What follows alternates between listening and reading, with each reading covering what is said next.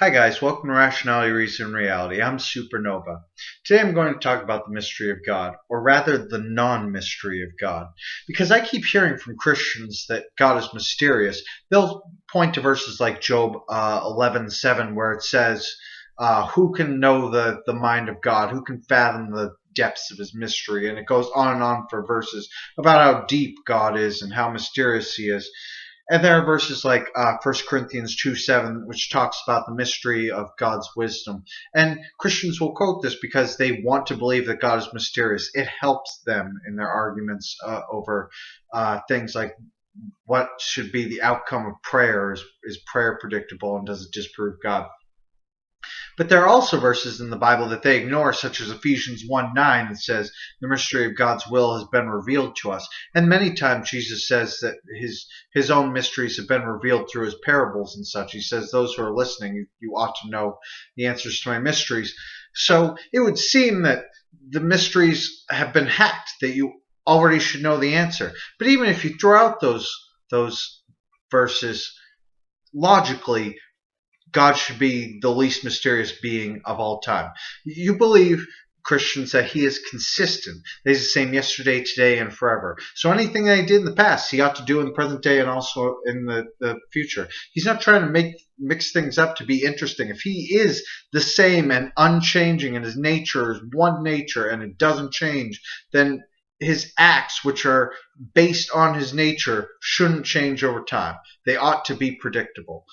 And sometimes Christians do try to predict the present day from the past. They say, like, don't support gay marriage because you saw what God did to Sodom and Gomorrah. Well, yeah, he's never done that with cities ever. Isn't that kind of weird how that happened just once and then he doesn't do it again? It would seem inconsistent. It would seem to prove that this consistent God you believe in doesn't exist.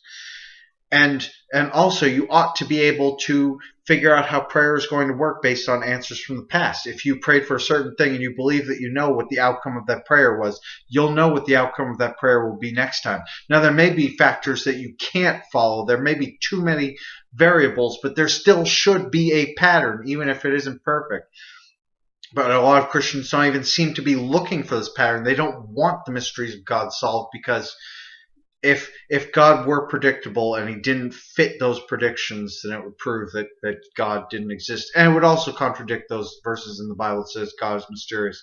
And they don't want the Bible to be untrue. Now, I presented this to God, to Christians. I've argued about why God ought not to be mysterious, how they can understand the minds of other people who are inconsistent and irrational. There's only one way to be perfectly rational, a million ways to be irrational, and they can predict their irrational friends, but they can't predict what God, a perfectly rational person who can only have one possible thing that he in his nature would do, they can't predict what he would do. And they say, no, I understand the minds of people. We can't understand the mind of God. It's so different.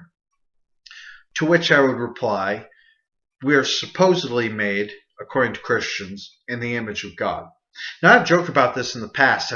I've talked about people having feet for walking on land and ears for listening and such, and say, why would God have all these things before the existence of sounds and things to walk on and such? It just doesn't make sense. And people are happy to remind me, no, we're not made in the image of God physically. Our minds are made in the image of God.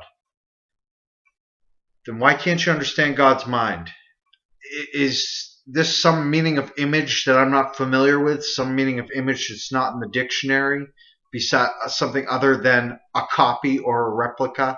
Obviously, if God's mind is modeled, or our minds are modeled after God's, then there shouldn't be anything hard to understand about his mind. It's just like ours. But anyway, I don't ever expect to win over Christians with this, even as logical as it is.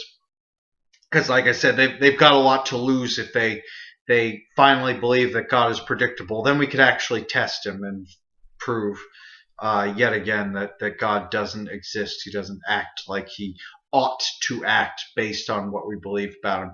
Anyway, I hope you enjoyed that, and I'll catch you in the next video. Peace out.